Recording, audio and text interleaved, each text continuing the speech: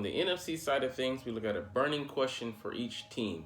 The only question is, can they stand the heat, or are they going to have to get the fuck up out the kitchen? What's up, it's your boy Cintron. Come back at you with another analysis/news video, and I kid you not, that's my real name. And here we look at the NFC squad side of things as far as burning questions and biggest signing losses. And we're going to look at the burning question because I kind of have a good feel for most of the teams in the league. We'll see which ones I'm about to guess off of or give my hypothesis, not analysis or synthesis. Anyways, you're still here, right? Let's get into it. First, we're starting with the NFC East. I would love to save it last, but let's serve it up first. Burning question for the Cowboys. Can the Cowboys shift to focusing on defense, get them over the hump? That shall be seen, because what did they really add to the roster? We see here they brought in Stephen Gilmore, a spectacular Pro Bowl corner who's still playing at a high level, 32. So is he going to start a drop this year? Is his play going to fall off? We shall see. And he's going to be playing on the NFC side of things, where there are some pretty good receivers. You know, you got A.J. Brown and Devonta Smith across the way in the NFC East. You also have to deal with Justin Jefferson. There's Deebo Samuels. So there's quite a few guys that are talented. DeAndre Hopkins when he's on the field.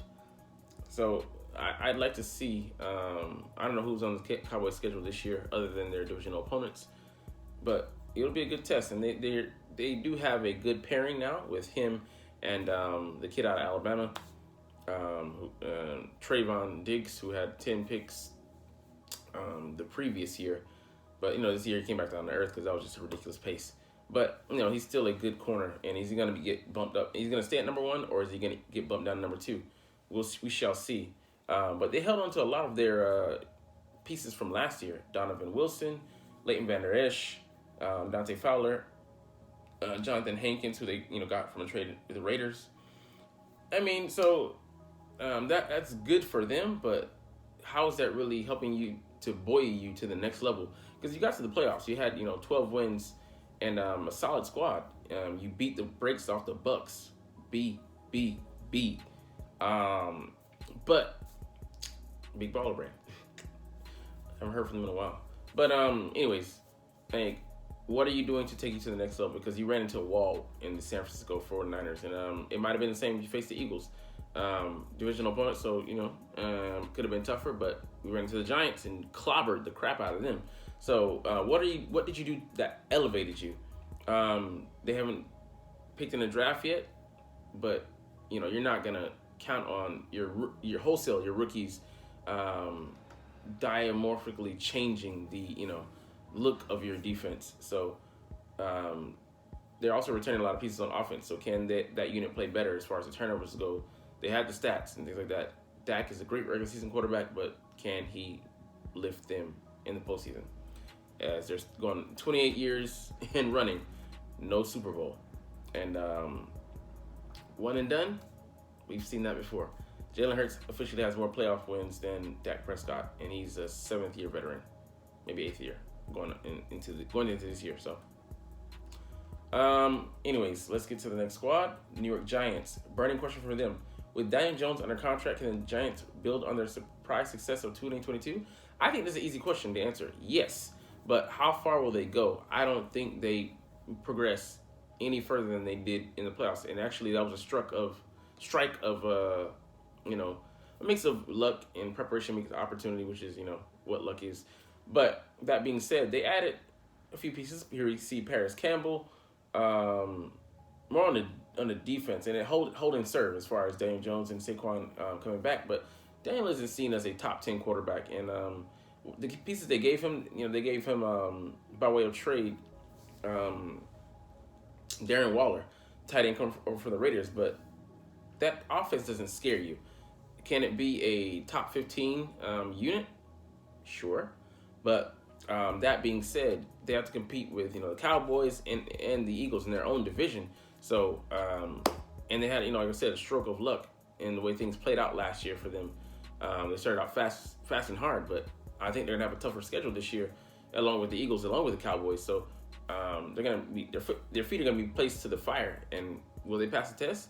I think they come out with the worst record, and still I don't see them having the pieces in place this year. Like I said, they maybe progress, but the record maybe doesn't reflect that, show that, and but still laying that groundwork to try and really build a championship caliber team there, but they're not there yet. The Philadelphia Eagles, my squad. I'm gonna keep it real, but I'm also gonna be optimistic because it's my squad. Will the Eagles remain among the NFL's elite despite offseason turnover? I think the answer is yes, because the pieces that we lost, we held on to both corners. We were gonna cut Slay to get him out of there, but we were to cut him and then restructure quickly on a 3-year, $42 million deal. James Bradbury actually came back, surprise. Jason Kelsey came back. Big booty, Fletcher Cox, I'm kind of mixed on this. He's better than what was on the market, but he's still a declining player. So I mean, he can be a good player, but he needs to share, be in a rotation. Pause. And he's no longer a star player, but he'll give you quality snaps, and especially if you have depth behind him, to give him a breather. Rashad Penny, talented, but oft injured. Marcus Mariota, quality signing, but can he address his accuracy issues? Terrell Edmonds, great guy, solid tackler, but can he hold up in coverage? Justin Evans, talented guy, but hurt. So that's kind of a mixed bag, but like I said, a lot of the returnees make it a big deal as far as who we held on to, and some of the guys that we were smartly brought into the picture that aren't mentioned here. Cardavius Streets, Cardavius, I don't know his first name, whatever. The D tackle from the Saints, also Nick Morrow, and then several guys who kind of basically redshirted last year, and Nakobe Dean, second-year player from Georgia, linebacker. Jordan Davis is going to step up. He has to step up at D tackle. Reed Blankenship could be a starter, but also just could be key depth. Who else? Our backup center, who probably going to be slated in this, just to slide into right guard, Cam Beef Jurgens. So I mean, we have a lot of internal players that they're going to be counted on to either be pivotal as far as snaps goes, or to step in place of a guy exiting, and really with the sum of the parts being better than the whole. Maybe we're weaker on defense, but I also believe that if we turn our offense into a superpower, then we can just outscore folks, and then just kind of really hope that the defense is adequate enough to get stops where they need, and also the new D coordinator and new offensive coordinator. Chiefly the D coordinator, he's not a passive like Gannon was, and knows how to make adjustments and disguise coverages. So if you can do those three things, that's a big upgrade from last year, a guy who just coasted on his defense being talented. But also look here at the losses. Javon Hargrave, that's the biggest one. At D-tackle, a pass rusher, better at the pass than he was at the run. It doesn't mean he was a slob, but he was an excellent pass rusher from the inside, collapsing and pushing the pocket. C.J. Gardner-Johnson, we're going to miss him on the pick side, but you have two solid corners. I believe you can plug a solid safety like Terrell Edmonds back there, and we won't be leaking. We'll be solid at the very least. Miles Sanders, I love Bijan. If you've been watching the videos, ad nauseum, but I would also take a Zach Charbonnet. He'd be adequate enough, and he's good enough in the pass game as well, blocking as well as being a receiver. But you could. I just don't want to take any chances with Rashad Penny being the back, and then he gets hurt like he's done 4 out of 5 seasons. And outside his rookie year, concurrently, he's been injured 4 years straight. So why would you bank on a guy like that? So yeah, like I said, Isaac Seumalo, solid guy, but I believe that having 4 Pro Bowl / All Pro alternates, you can plug Cam Jurgens, who has talent. We saw that in the preseason in spot duty, and you don't have too much of a hiccup there, if at all. Maybe you don't even miss a beat. Zach Pascal needs to be replaced, but He's more of a dirty work receiver. You can find that. Just got to find a guy willing to do it, and then he has to acclimate to the system. Gardner Minshew, Marcus Mariota, not too far of a drop off. Just needs to address the accuracy issues, and then Marcus Epps, solid safety, but he could. That's an easily upgraded position, the easiest one. Was the weakest link you could pick out in that secondary, even though he was solid, and that's saying something. T.J. Edwards, harder to replace, but maybe Nick Morrow and N'Kobe Dean with that infusion of talent, a guy and who's ascending in Nick Morrow, and then the youth and aggressiveness with N'Kobe Dean replaces that, and also with Kasir White. We'll see. I think they're worse at linebacker, but not too far off where we were last year. So I hope that gives you a spiel. I took too much time on this burning question. Anyways, to get to the rest of the league. Washington Commanders. Is Jacoby Brissett good enough to keep Ron Rivera employed? I don't think so. I just think they're playing in this division where they were at the bottom last year and didn't even have a losing record. So it tells you all you need to know about this division. And it's going to be tougher on all teams next year, having a tougher schedule. But that being said, they're the most talent poor of this group, which doesn't bode well for them. And Jacoby Brissett hasn't been shown to be a generational talent as far as a quarterback that can lift all rising tides. As far as his play, really pulling up the other guys around him. I think if you put a talent around him, man, he can ball out. But him having like a so-so group with some talent here and some talent there. Defense is solid, but the offense not being good enough to hold their weight. And I just think they have more of a middling record, more along the lines of what they had last year, but maybe a little bit worse, like I said, because everybody's kind of on that uptick with as far as facing talent when the schedule goes. So that means everybody's sliding down on the scale and rolls downhill. All right, next up, NFC North. Start with the Bears. Will the Bears' offseason additions provide Justin Fields with the help he needs?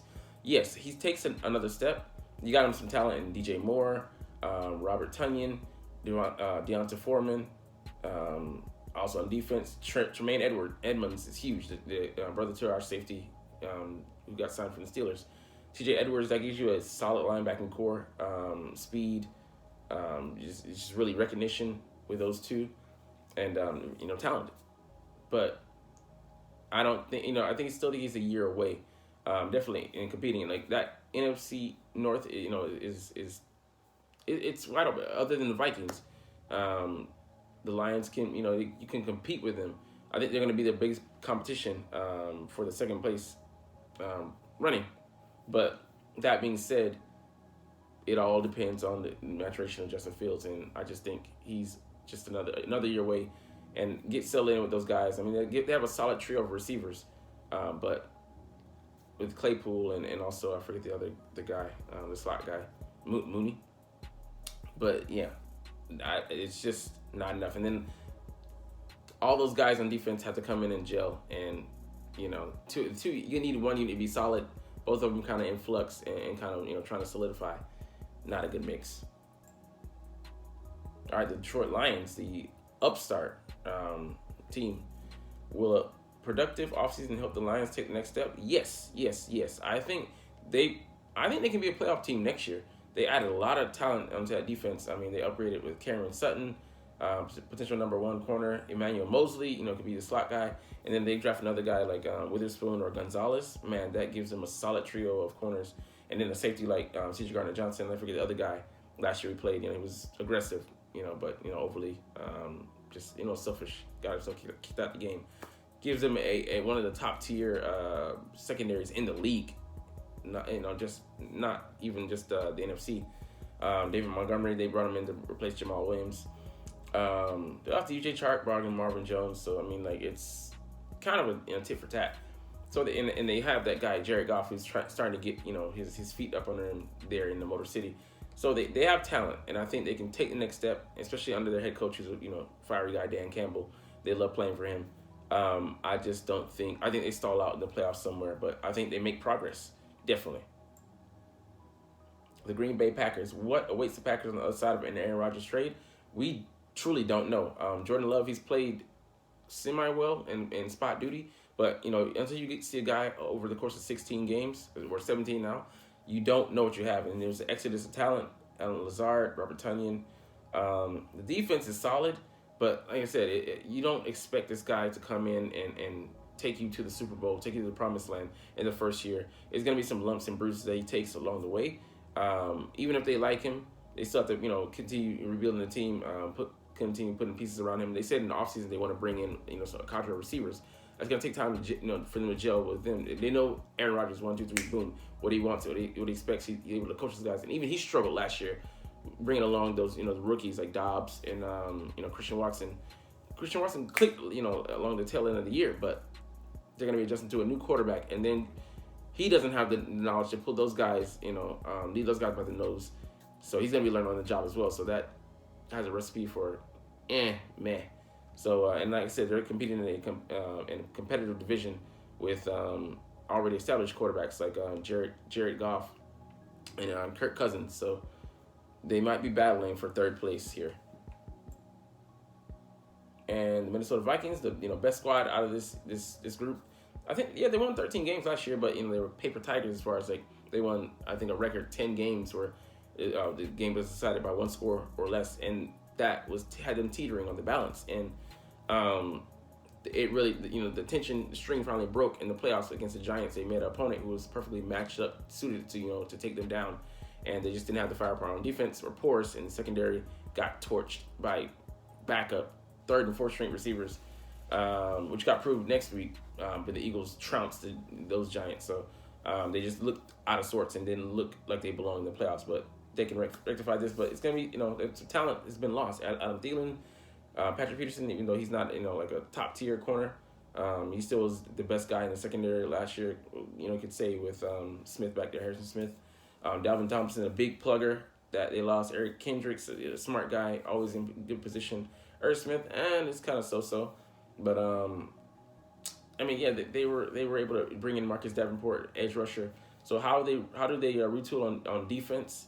It's just that's not enough pieces there, and then the offense. I think they'll mostly be okay on offense, but Kirk Cousins hasn't shown up big, and he's great in the regular season, kind of similar to Dak, but kind of in primetime games as well. The Eagles, blew them out 24-8 in week 2 last year on Monday Night Football, and it just I remember it's been Sunday now. I think it was Monday night, but just felt like has been too bright for him. So it just says a lot. It is what it is. I don't think I think in that building they know that he's not the quarterback to take you to the promised land, but he's going to give you a chance. He's going to get you to the dance, to the playoffs, the 16 team or whatever it is dance, and then he's going to have 2 left feet out there, and then get shy and get a drink thrown on him and all that stuff and get thrown out of the club. So it is what it is. All right, the NFC South here, the Atlanta Falcons. I think correct me if I was wrong, but they're bottom dwellers. Are the Falcons lurking in the wide open NFC South? No, they're not. Desmond Ritter. He's third string. He's a third round quarterback from last year. He looked decent. He has to take a big leap from this year to next year. But even that being said, he'd have to show a lot. He'd have to make tremendous amount of progress, and even then, saying a lot. When he gets to the playoffs, it's they're gonna be like the Giants of last year. I'll put it like that.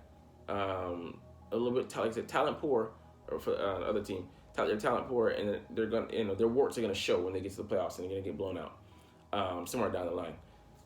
So good Cinderella story, but she's not getting the ring when it comes to in this story. They held on to some talent, able to bring in. They started running the guards to a record contract. Brought in Jesse Bates, Calais Campbell, good deal. David Onyemata, lineman. Jonathan Smith is good, sneaky good second tight end signing. Scotty Miller, good slot receiver. Caleb McGarry brought him over from I think the Broncos, or it might have been their own guy. I forget who that guy is, but it's just not enough. And I think still the Saints having the better quarterback are the leaders to win this division. And then like I said, it was the worst division last year by a far stretch. They had a strong hand in being the worst team, the worst division. But yeah, it's just It doesn't matter if you win NFC South. You're not going anywhere. That's the way the league sees it. All right, the Carolina Panthers. How quickly can Frank Reich turn the Panthers into a contender? I think they'll be competitive next year, but their rookie quarterback is going to take their lumps. Let's just say that. Whoever they bring in, C.J. Stroud or Anthony Richardson, definitely if they bring in Richardson, or Bryce Young, it's going to be what it is. They just sold off some of their assets. DJ Moore sent them to the Chicago Bears. Brought in Adam Thielen. That's not an equal replacement. The guy was younger, more explosive, more steady. They're on diametric ends of the spectrum as far as their careers. Adam Thielen is going like this, and DJ Moore is going like this. So, which says a lot. Deontay Foreman showed up for them last year. I think he had a 1,000-yard season. Yeah, brought in some interesting guys, but it'll be more of an establishment year, and that's pretty much all we're looking at. They might surprise, contend, but that's the key word, contend, not win. New Orleans Saints, my favorite to win the NFC South here. The big signing, obviously, Derek Carr, Jamal Williams is another solid one.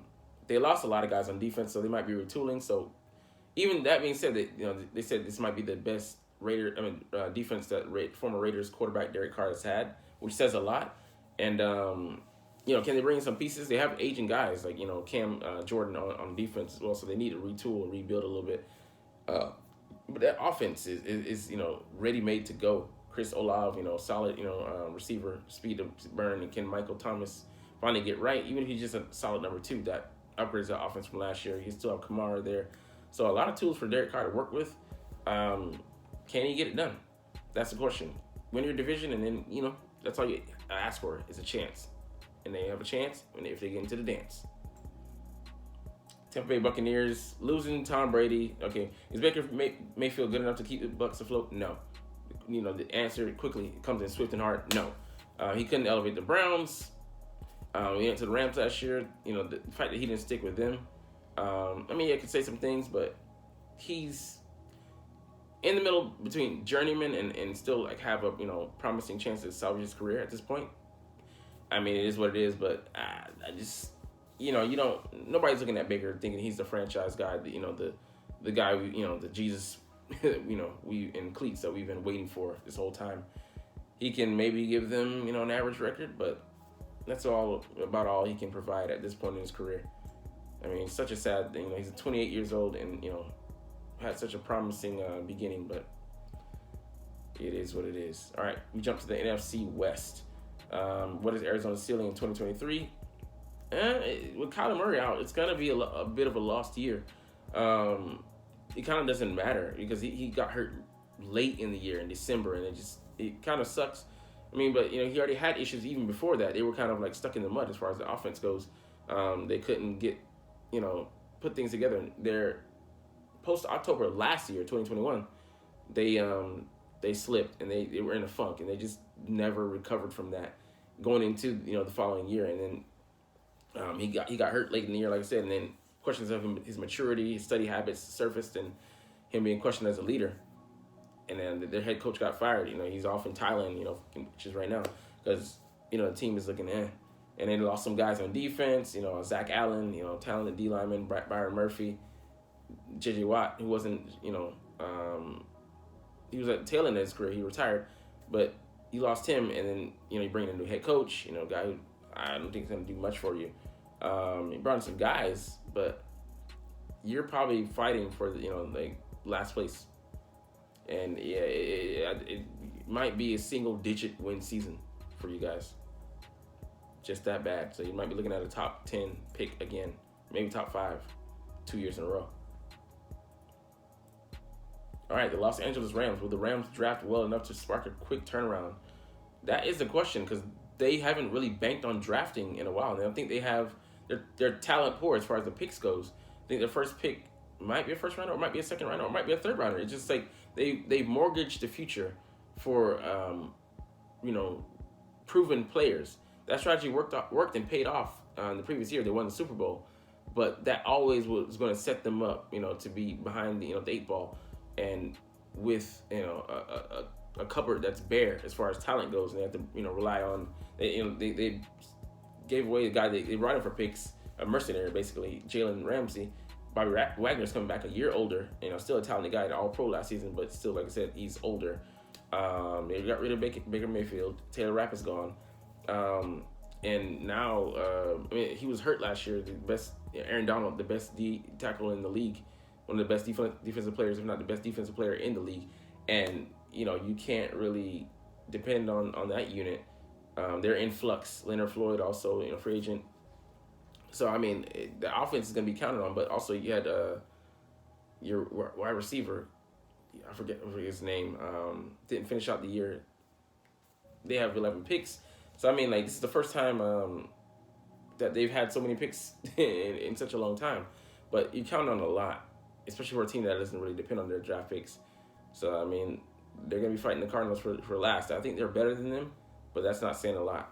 It's gonna be a while before we even talk about Super Bowl and be able to attach that to their name again. San Francisco 49ers. Will the 49ers non-QB moves keep them among the contenders? We'll see, man, because they're cap strapped. But they still went out and signed Javon Hargrave, which is great signing from the Eagles. Robbed us, but their main issue is still at quarterback. Clelin Ferrell, who was a burnout, the fourth overall pick for the Raiders, but overdrafted and just too much expectation on his shoulders. If he would have been a late first, second round, might have been okay results. They bring in some guys, but they lost a ton of guys. Aziz Al-Shair, Jimmy Ward, Mike McGlinchey, Hassan Ridgeway, and Samson Ebukam, an underrated one. Jimmy Garoppolo, so they have that safety net. It's gone. It's Brock Purdy, Sam Darnold, who's going to battle him, which actually might be a decent option, but he's still not the guy. As he showed the Panthers, he flamed out after a hot start. I think he could be better than Brock Purdy though, but somewhere in between. A little bit. He could be actually maybe closer to Jimmy Garoppolo, maybe even a tad better. But I think that still doesn't give them what they need at quarterback. And Trey Lance, I think he's just, he's kind of wasted pick for them, and it's sad. Who knows what he would have become? But he's injured, and Brock Purdy coming back from surgery, you can't count on the guy coming back from that. Just is what it is. That does, on a balance of probabilities, you don't want to lean towards a guy being dependable. Always a year after surgery, and then that's a big if. He's still a young guy. He was a rookie last year, so I think they can still be competitive. The defense is still has a lot of pieces intact. To be top 5 in the league maybe at worst, top 10. I would say at worst, most likely top 5. But can they be productive? Finally, get the quarterback position right. I say even if they do, I don't know if it's enough to truly take them where they want to be. Playoffs, I don't think that's in question. It's all about how far you go. All right, the Seattle Seahawks. Can the Seahawks ride the momentum from 2022 toward greater heights? I don't think so. I think they can be just as good, but I still don't think they have the pieces in play. I think still they need to rebuild that defense, and they can be better, and that might help some. But Geno, I don't see him repeating that year and having as much success. I see him taking a bit of a step back. And that's not to say he's not a talented quarterback. He was, one of the best in the NFC, which also kind of indicts the NFC on the quarterback. So I'll give you that. But that being said, I still think their biggest competition in their division, 49ers, going to give them a run for their money. And until they crack that code, I don't see them, going anywhere.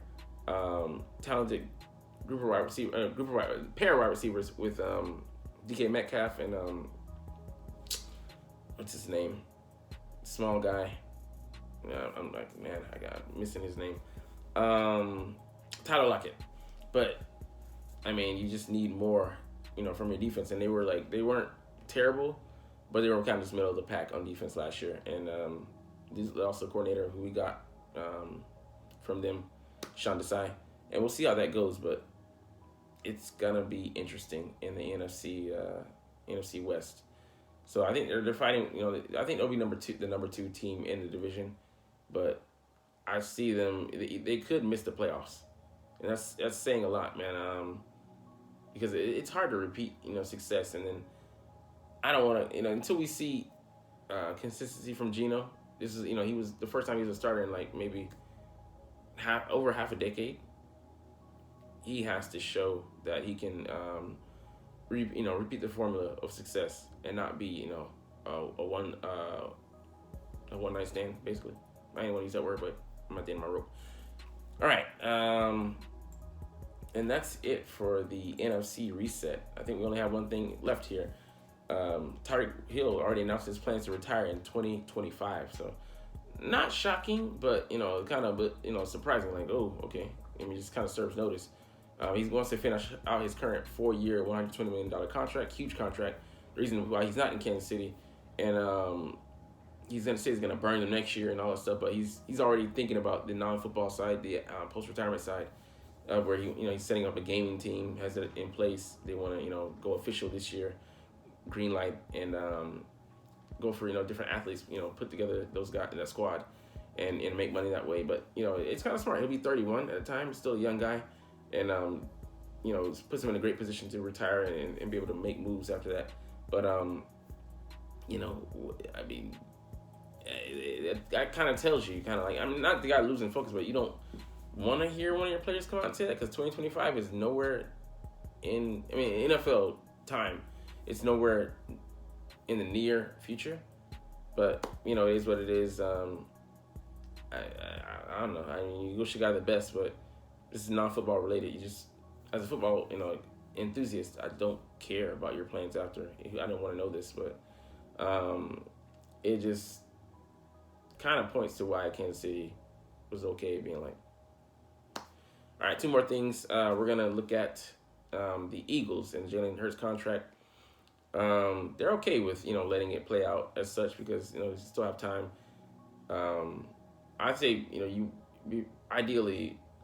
You don't want to sign the rookies, I think, and not have them in play, but that still would be okay. But by the time summer rolls around, as far as at the middle of summer, not the end of it, tail end of it. I mean, the deadline. Oh, is there a deadline? I don't know. Wasn't franchise tag or anything like that. But the only question is how much and how long, because if you go the Patrick Mahomes route, I would say that'd be perfect, but that's not in his best interest. I would serve the best interest of the team, but he is a team first guy, so we could see him, do that. But maybe somewhere in between the middle of that, with the higher number, but also shorter years. And then it's all about the guarantees as well. He's probably not worried about that. They're gonna give him not the standard, give him a pretty good chunk, maybe 180 million or so. It depends on the length of the contract, but. Yeah, it'll be interesting to see when that gets done. We're all just kind of waiting with bated breath. But, I mean, not me, because I know it's coming. I'm just kind of ready for the details and kind of see how it handicaps us moving forward, because it will handicap us some, especially in the first 2 to 3 years. But if it's one of those Patrick Mahomes deal, the longer the longer the deal carries out, the better of a steal it'll become. So I'd be looking forward to that if that happens. Definitely as an Eagles fan. I mean, you put pieces around him and continue to be competitive, each and every year. Be able to bring in, a couple of guys to try and continue to reach for Super Bowls. And the last thing we're gonna look at, Mac Jones, man, he's kind of on the trading block. The New England Patriots, Bill Belichick, he's not sold on the guy. I mean, just rightfully so. You see what he went through last year with him, and the lack of maturity, he showed. Maybe they go for a guy like Lamar Jackson or one of these shiny guys. Maybe they look to trade up, but a little bit of unsettledness there in New England. And with that, we will get out of here today. Another long ass video. You're definitely not even watching. You're not even here. It's all good though, because as always, it's fly Eagles fly, and let's motherfucking go. Like, comment, share, subscribe Thanks for watching. Check me out at Cintron, Cintron Anime, Cintron Life, or Cintron Laughs, or other social media.